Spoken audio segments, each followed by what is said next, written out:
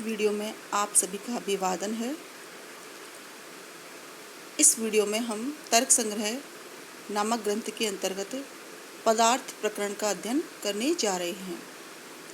मैं श्रीमती डिम्पल जायसवाल, सहायक आचार्य Sanskrit, MSc college Bharatpur.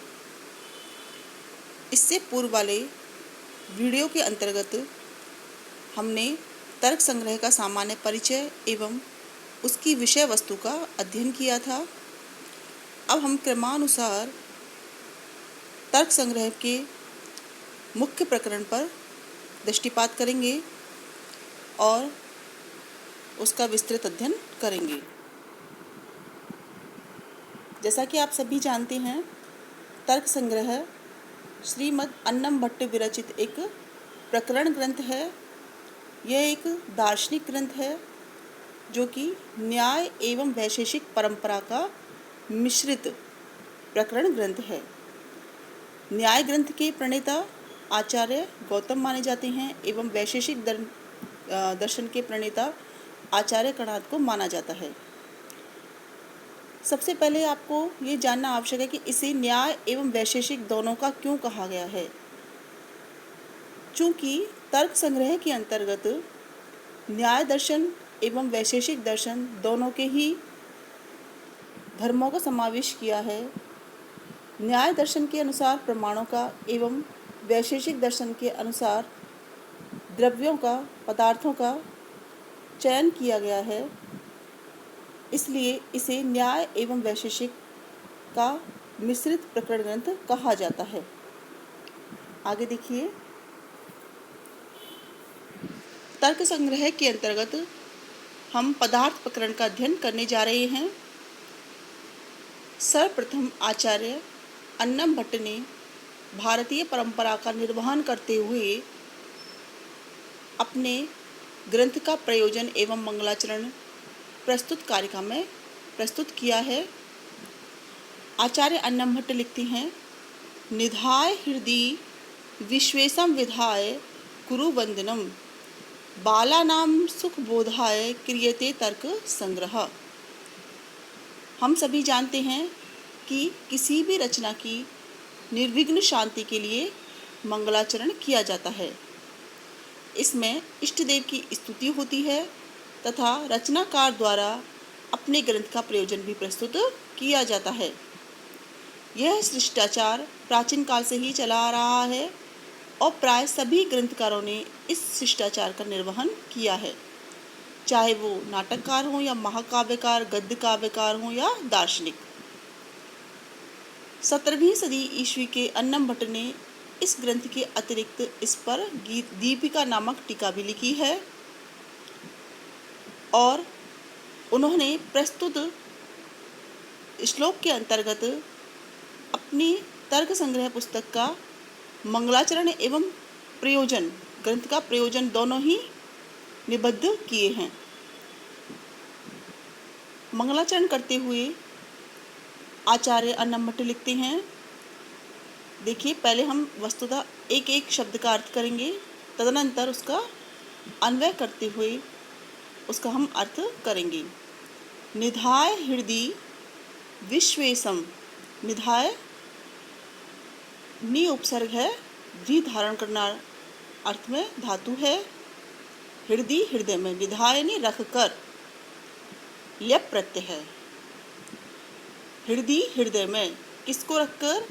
विश्वेशम, विश्व प्लस ईशम, गुण संधि है, विश्व के ईश्वर, संसार के स्वामी भगवान शंकर को हृदय में रखकर विधाय गुरु वंदनम, विधाय यानी करके, वी उपसर्ग है यहाँ पर, धी धातु और ल्यप प्रत्यय है। क्या करके? गुरु वंदनम, गुरु की वंदना करके। आचार्य अन्नम भट्ट लिखते हैं कि विश्वेशम हृदय निधाय गुरु वंदनम विधाय च, संपूर्ण विश्व के स्वामी भगवान शंकर को, इष्ट देव भगवान शंकर को अपने हृदय में रखकर एवं गुरु की वंदना करके मैं बाला नाम सुख बोधाय, बालकों के सुख बोध के लिए। तो यहाँ पर बालकों का मतलब बालक नहीं, अपितु बाला नाम यानी स्वल्प बुद्धि वाले, जो जिनकी सुकुमार बुद्धि है, ऐसे सुकुमार बुद्धि वालों के लिए मैंने सुख बोधाय, सुखपूर्वक, बोधाय यानी ज्ञान के लिए, बोध के लिए क्या कर रहे हैं, क्रियते किया जा रहा है, क्या, तर्क संग्रह, मेरे द्वारा तर्क संग्रह नामक ग्रंथ की रचना की जा रही है। दोबारा देखो एक बार, विश्वेशम हृदि निधाय गुरु वंदनम विधाय च बालानाम सुखबोधाय मया तर्क संग्रह क्रियते। विश्व के स्वामी मेरे इष्ट देव भगवान शंकर को हृदय में रखकर एवं गुरु वंदना करके मैं बालकों यानी सुकुमार बुद्धि वालों के लिए, सुखपूर्वक ज्ञान के लिए मेरे द्वारा तर्क संग्रह नामक ग्रंथ की रचना की जा रही है। देखिए यहाँ पर मंगलाचरण के रूप में आचार्य अन्नम भट्ट ने अपने गुरु एवं भगवान शंकर की उपासना की है, वंदना की है, उनको नमस्कार किया है।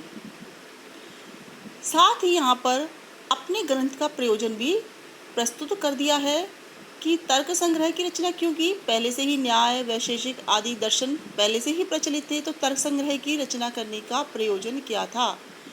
प्रयोजनम अनुद्देश्य मंदो अपि न प्रवर्तते, किसी भी कार्य में प्रवृत्ति उसके प्रयोजन को दृष्टि में रखकर ही होती है, बिना प्रयोजन के कोई भी कार्य नहीं किया जाता। तो प्रस्तुत ग्रंथ की रचना का प्रयोजन क्या है, उसे बताते हुए कहते हैं कि सुकुमार बुद्धि वालों को ग्रंथ का ज्ञान आसानी से हो जाए, इसलिए मेरे द्वारा तर्क संग्रह नामक ग्रंथ की रचना की जा रही है। तर्क संग्रह को पढ़ने के उपरांत जितने भी जो सुकुमार बुद्धि वाले भी हैं, जिनकी व्याकरण, न्याय आदि में अधिक जानकारी नहीं है, तीक्ष्ण दृष्टि नहीं है, वो भी आसानी से इन ग्रंथों को समझ सकते हैं। इसलिए अन्नम भट्ट ने तर्क संग्रह की रचना की। तो इस प्रकार से हम देखते हैं कि प्रस्तुत कारिका में आचार्य अन्नम भट्ट ने मंगलाचरण तथा ग्रंथ का प्रयोजन बखूबी प्रस्तुत किया है। आगे देखिए, जैसा कि मैंने आपको बताया कि इसमें न्याय ग्रंथ से, न्याय दर्शन से पदार्थों को ग्रहण किया गया है। तो अब यहाँ पर आचार्य अन्नम भट्ट अपने मूल मंतव्य की ओर प्रस्थान करते हैं और पदार्थों की संख्या को यहाँ पर परिगणित किया गया है, कि गणना की गई है कि कौन कौन से पदार्थ होते हैं। द्रव्य गुण कर्म सामान्य विशेष समवायः अभावः सप्त पदार्था। अन्नम भट्ट लिखते हैं कि वैशेषिक दर्शन के अनुसार न्याय ग्रंथ से, तो न्याय दर्शन से प्रमाणों को लिया गया है और वैशेषिक दर्शन से पदार्थों को लिया गया है। तो कह रहे हैं कि वैशेषिक दर्शन के अनुसार द्रव्य गुण कर्म सामान्य विशेष समवाय और अभाव, इस प्रकार से 7 पदार्थ माने गए हैं। ऐसा माना जाता है कि विशेष नामक पदार्थ को ग्रहण करने के कारण या विशेष नामक पदार्थ को ही समावेश करने के कारण वैशेषिक दर्शन का नाम वैशेषिक दर्शन पड़ा है।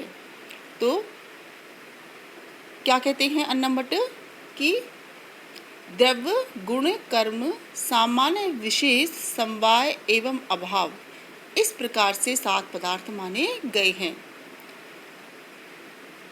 ध्यातव्य है कि प्रस्तुत कारिका में केवल पदार्थों की नाम की गणना की गई है। आचार्य अन्नम भट्ट ने बहुत ही सुंदर तरीके से अपनी ग्रंथ की रचना की है। उन्होंने एक बहुत ही सरल एवं बोधगम्य प्रणाली को, या फिर कह सकते हैं कि शैली को अपनाते हुए उन्होंने अपना ग्रंथ लिखा है। आप देखेंगे कि देखो शुरू में यहाँ पर उन्होंने पदार्थों के नाम की गणना की है, उसके पश्चात वो क्या करेंगे, धीरे धीरे एक एक पदार्थ को लेंगे द्रव्य को लेंगे, गुण को लेंगे, कर्म को लेंगे, उसकी विस्तृत व्याख्या उन्होंने वहाँ पर उनको अच्छी तरह से समझाया है। उसकी परिभाषा, लक्षण एवं उसके भेदों का उन्होंने वहाँ पर आगे चित्रण किया है।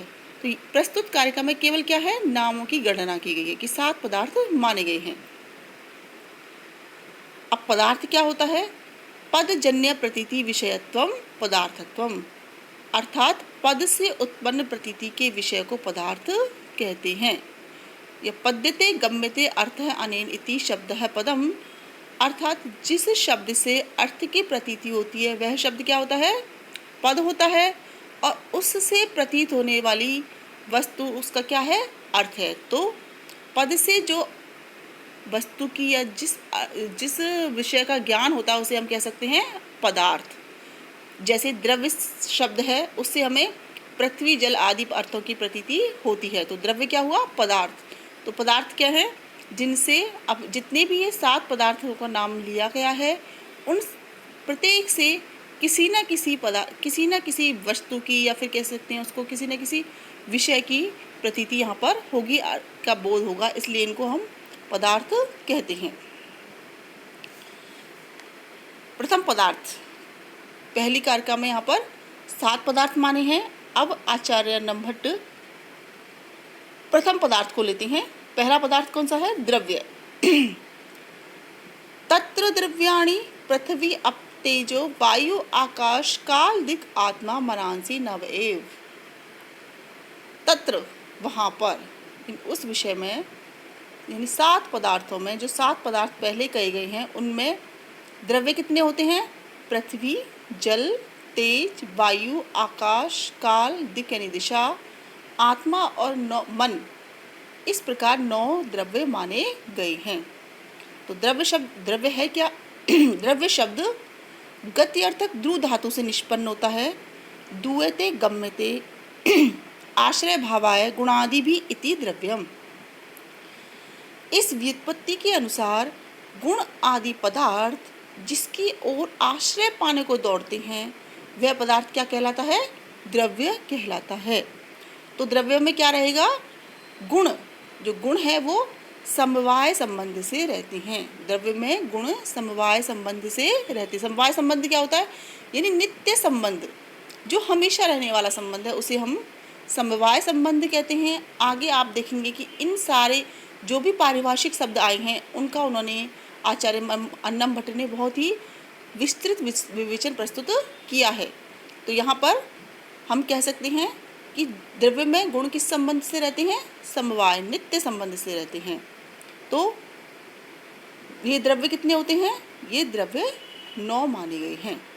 पृथ्वी, जल, तेज, वायु, आकाश, काल, दिशा, आत्मा और मन। दूसरा पदार्थ था गुण। गुण रूप, रस, गंध, स्पर्श, संख्या, परिमाण, पृथकत्व, संयोग, विभाग, परत्व, अपरत्व, गुरुत्व, द्रवत्व, स्नेह, शब्द, बुद्धि, सुख, दुख, इच्छा, द्वेष, प्रयत्न, धर्म, अधर्म, संस्कारः, चतुर्विंशतिः गुणा। चतुर्विंशतिः गुणा। गुण कितने होते हैं, 24 होते हैं। आपको मैंने पहले बताया कि अभी जो हैं आचार्य अन्नमभट्ट हैं वो प्रत्येक पदार्थ और उनके भेदों की संख्या की गणना कर रहे हैं। तो अगर ये जो क्वेश्चंस हैं, प्रश्न हैं, वो बहुत आते हैं, नेट, जीआरएफ आदि में भी पूछे जाते हैं और आपकी परीक्षाओं में भी पूछे जाते हैं कि पदार्थों की संख्या कितनी होती है वैशेषिक दर्शन के अनुसार या तर्क संग्रह के अनुसार पदार्थ कितने माने गए हैं, उन पदार्थों में द्रव्य की कितनी संख्या है, गुण की कितनी संख्या है। तो आपको यहाँ पर ये याद रखना है कि किसकी कितनी संख्या होती है, उनके नाम क्या है।